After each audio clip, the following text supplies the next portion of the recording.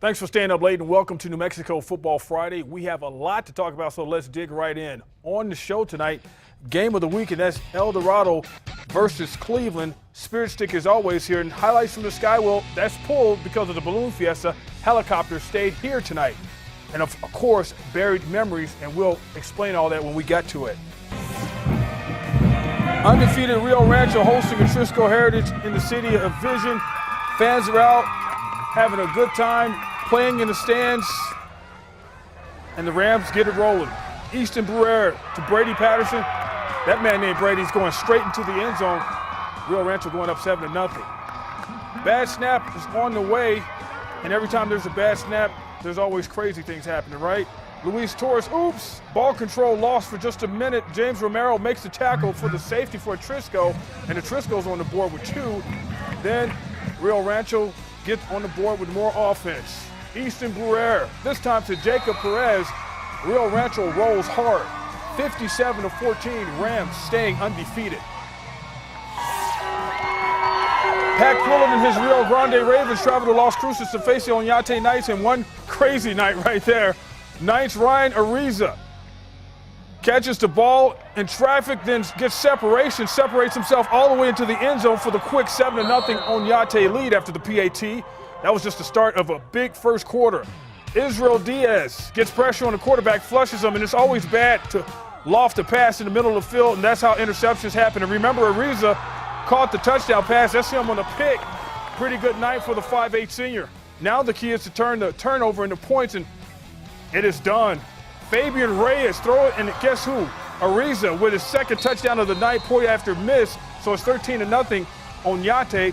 And to finish out the quarter on the ground, guess who it is? You know. Big ol' hint. Name begins with an A, and he's been doing work all night. Ariza taking the ball into the end zone, making it 20-0. Oñate wins by a shutout. 48-0 is the final. Time for the game of the week, featuring the El Dorado Eagles against the Cleveland Storm. Our Jared Chester is here with that. Jared, my question is, what could Eagles quarterback Zach Gentry do for an encore? Thanks, Van. And Will, to tell you the truth, I really don't know. Reinvent the wheel, because his performance last week was ridiculous. And this week's game is another great matchup. The 4-1 Cleveland Storm took on the 5-0 El Dorado Eagles. Let's get to the keys of the game. We will start off with the undefeated Eagles. El Dorado is coming off one of the best games in New Mexico football history. 50-49 was the final against then undefeated Mansfield last week. It went into overtime, and this was a very physical game, so the Eagles need to be rested coming into this one. Second, the Eagles need to keep utilizing the big man. Last week, Gentry accounted for more than 280 rushing yards and more than 260 passing yards. This kid is the real deal, and when the ball is in his hands, amazing things will happen. All right, let's get to the Storm. Cleveland is coming off a good win against Sandia last week.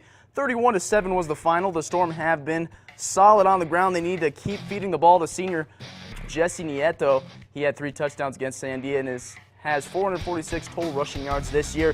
They also have to keep up with the Eagles on the scoreboard, as they are only averaging 26 compared to 42 of El Dorado. Let's see what happened as we take it to the action at Wilson. Great night out at Wilson tonight, and the real deal, Zach Gentry, would start right from where he left off last week, doing the 5 Ds of dodgeball: dodge, duck, dip, dive, and dodging the Storm D.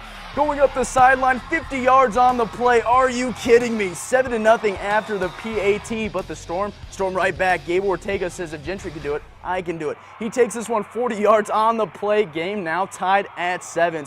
Gentry and the Eagles keep soaring on offense, though, keeping himself again just bobbing and weaving. Gentry 15 yards on the QB keeper. He's got the eye of the Eagle right now.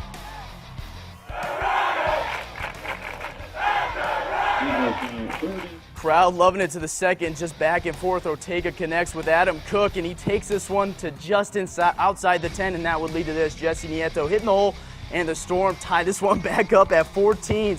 Are you kidding me? To the other side of the gridiron, Gentry takes a break and gives it to the human wrecking ball, Noah Schweitzer, and he takes this one into the house. Eagles take the lead 21-14. Now the score, not much time left in the half. 4th and 2 for the Storm, and Ortega does it again, takes it in himself, ties this one up. But in the end, Gentry and the Eagles stay undefeated. Another close one at Wilson.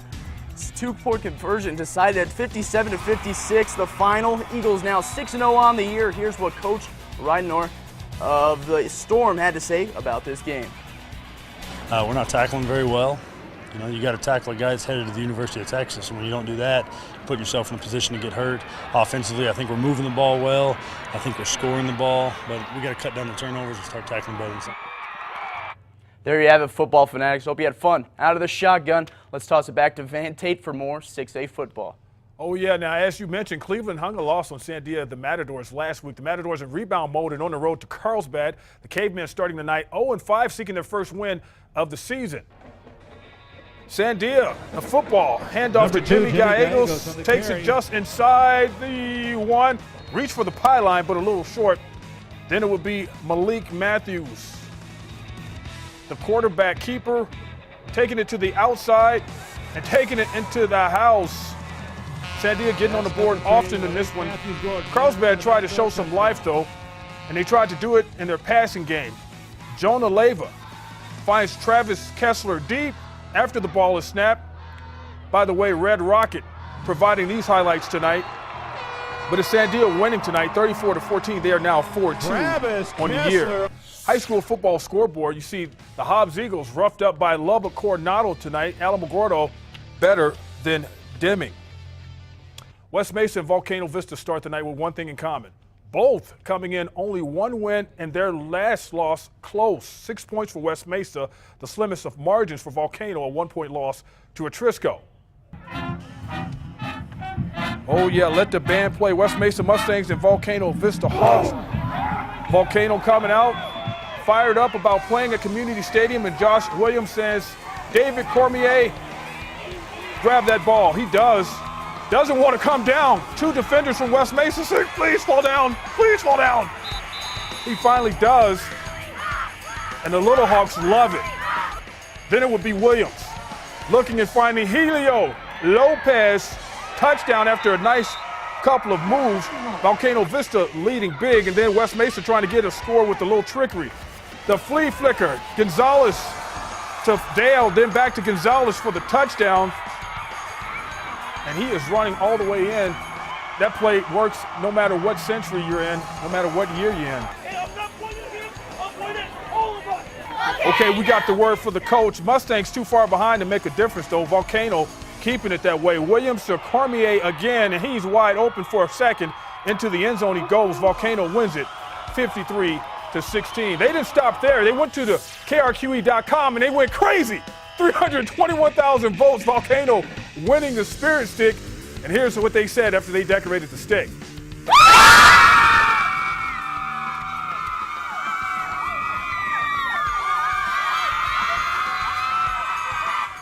Gotta love that. The Hawk, he was just like chilling with all the girls, right?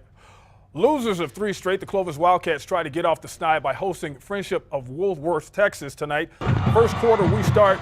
Score is 0-0.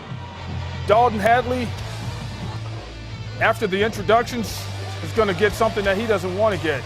He's going to get sacked by Friendship. Friendship's Kyle Berthold is going to come and bust through the line and get to Hadley. That's going to be a 10-yard loss. Hadley saying, man, I didn't like that at all. Clovis, Hadley hands off to Michael Gray. This time keeping it on the ground, working a little bit better. This one goes for a 30-yard run. Later, we pick it up, Friendship with the ball. And Parker Bingham hands off to Grant Sandercock, that is. 45-yard touchdown. Friendship going up 7-0. They want to tack on another one. Parker Bingham, this time through the air. Jared Manning, 50-yard hookup. He's going all the way to the zone. Friendship wins it by 6, 27-21, the final. The horn has sounded on the first quarter. More New Mexico Football Friday is different. Welcomes Brian Urlacher's old high school team and the Rams of Peeville on the road up north. The Pewaukee Elks rolling out the welcome mat. That when we come back. First, check out our cheerleaders of the week.